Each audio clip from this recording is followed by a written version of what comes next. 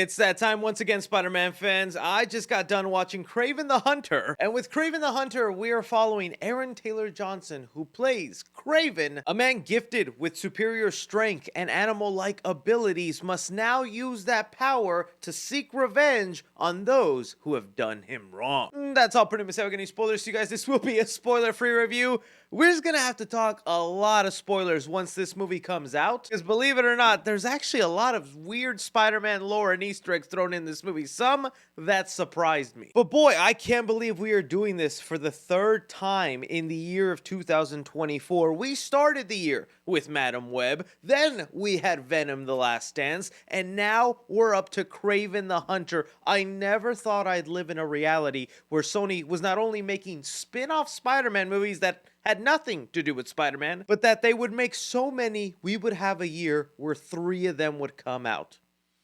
Life is crazy. And look, I've made it no secret, I am not a fan at all of what Sony has done with these spin-offs, but yet every time a new one is announced, or we get a trailer, marketing happens, or the minute I'm about to sit down and check it out, I genuinely sit there going, just entertain me.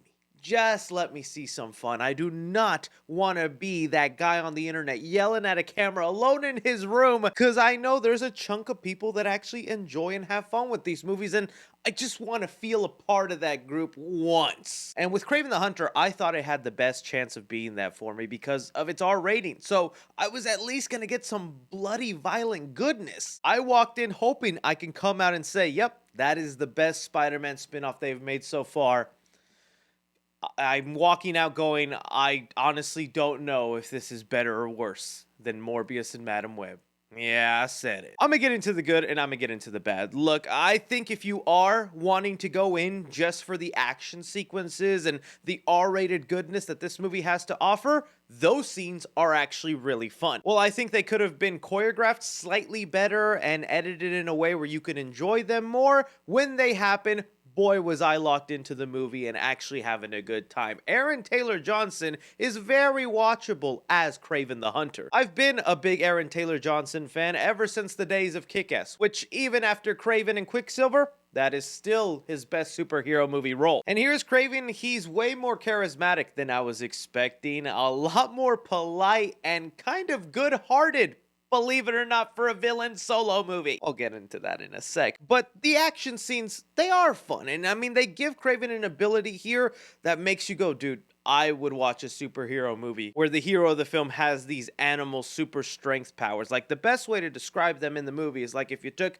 the Captain America super soldier serum, but you moved like an animal. And throughout the course of the movie, you see how these powers are so useful in like the most random of situations. So no doubt the action is going to be the funnest part of the movie. The other like small positive I'm going to give this film is the amount of like random little Spider-Man Easter eggs they throw out. Because from the trailer, they revealed a lot of the Spider-Man characters you have in here, from Kraven, the Chameleon, to the frickin' Rhino, and the way they kind of integrate them and throw in little tidbits from the comics, or just stuff that Spider-Man fans will go, oh, they actually did that, was just a little fun to see, but definitely tame your expectations on any other kind of like Spider-Man connections. And that is the end of positives. I don't think I have any other nice things to say about this movie, so let's get into the negatives. Where to even begin, buddy? All right, let's start off with the cast. I think you actually have a great group of actors attached to Kraven the Hunter. That is also one of the saddest parts about these Spider-Man spin-off movies, is Sony actually hires real talent I wouldn't mind being in actual Spider-Man movies. Like, Aaron Taylor Johnson, never pictured him as Kraven, but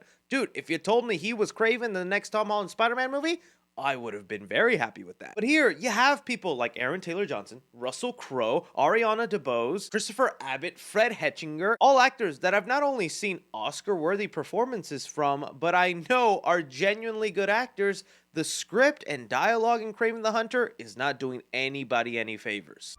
You're a goddamn lunatic. Oh, you just figured that out now? When characters are talking to one another or story details are being let out, it is just painful, man. And that just sucks that it's gonna fall onto the actors when they're just doing the best with the material they were given. Personally, again, not a huge fan of Sony turning these clear villains into anti-heroes or sympathetic misunderstood people. I thought from the trailers, watching Kraven put bear traps on people's faces, biting people's nose, that, oh, this is gonna be an irredeemable villain. Finally, I'm not gonna lie, Kraven might be the most goody two-shoe guy out of all the Spider-Man spin-off characters. This is a man with manners. He says please and thank you. He's charismatic. He's sweet. He's a loving older brother. All the people he's brutally taking down in cold blood, they're people you actually want to see die because he has a moral code in this movie. He specifically targets poachers, criminals, gangsters because he has a hatred for criminals. And I'm just like, wow, a criminal who hates other criminals.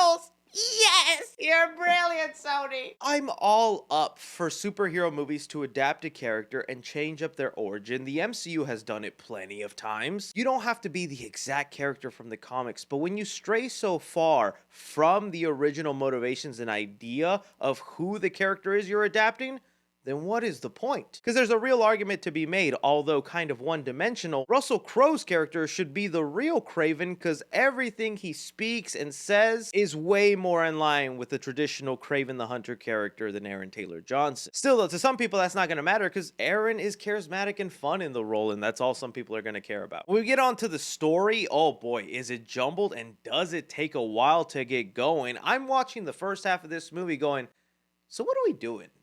What is the point of all this? Why are we here? And I think a lot of people are going to be feeling that in that first act when we really focus on young Kraven the Hunter. I was baffled at the origin story approach of Kraven in here. I'll get more specific whenever doing my spoiler review, but just seeing young Kraven the Hunter get his powers and the movie giving you a montage extremely similar to like when Tobey Maguire got his Spider-Man powers was such a funny way to go about telling the origin of Kraven the Hunter, and that is a good chunk of the first part of the movie. There was a part of me that seriously thought half the movie was going to be young Kraven the Hunter because we get that much backstory. And because of that slow start, you're going to find yourself going, dude, just bring in Aaron Taylor Johnson already. And that kind of feeling lasts a lot throughout the movie where whenever Aaron Taylor Johnson is not on screen and not being Kraven, you just could care less about whatever is going on in the movie. And although, yes, the second half gets a lot more interesting and action-packed because of those bloody sequences, that final battle and what they do with the Rhino,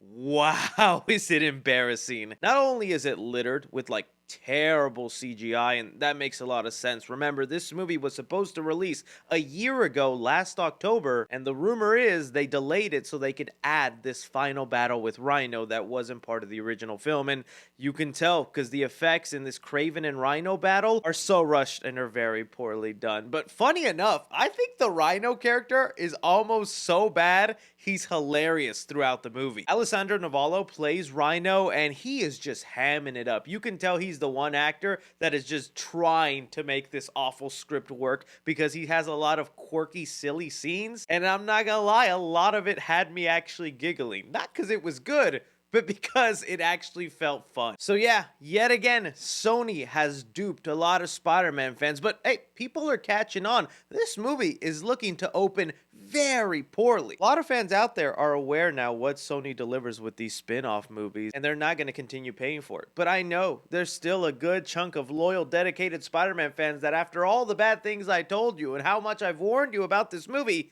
you're going to be there opening weekend, and I hope you have a little bit of fun. I chuckled here and there and saw some cool action scenes, but to me, this is another Sony spin-off disappointment. So when it comes to Kraven the Hunter, I'm going to give action 3.5 stars. The added blood does make it more entertaining. I wish there was more action sequences and it was a little better choreographed, but I'm not going to lie, Kraven's powers, although not really authentic to the comics, was actually pretty fun to see. Comedy in the movie, I'm going to give it 2.5 stars. Most of the comedy in here falls flat, but the unintentional, silly, quirky humor of this movie is going to make for some really great memes online, so I can't wait for this film to hit digital. Drama in the movie, I'm going to give it 2 stars. I wish I cared about the story going on, and we really even don't have a point to the story until a little over the halfway mark. Until then, it's just kind of meandering and piecing together this poor origin for Kraven. When there's not any action on screen, you're going to have a hard time caring about whatever's going on. Horror in the movie, I'll give 1.5 stars too. Yeah, there are some close-up bloody sequences and 1 or 2 pretty horrific kills, kills, but it also does happen so quickly, you don't get to enjoy that chaos. And suspense in the movie, I'm gonna give it 1 star because the story lacks any intrigue for me, and I just don't feel the connection with a lot of these characters. You're not gonna be caring much about what's going on screen. Casual moviegoers, I'm gonna give this a B-. Cinephiles, I'm gonna give it a C-.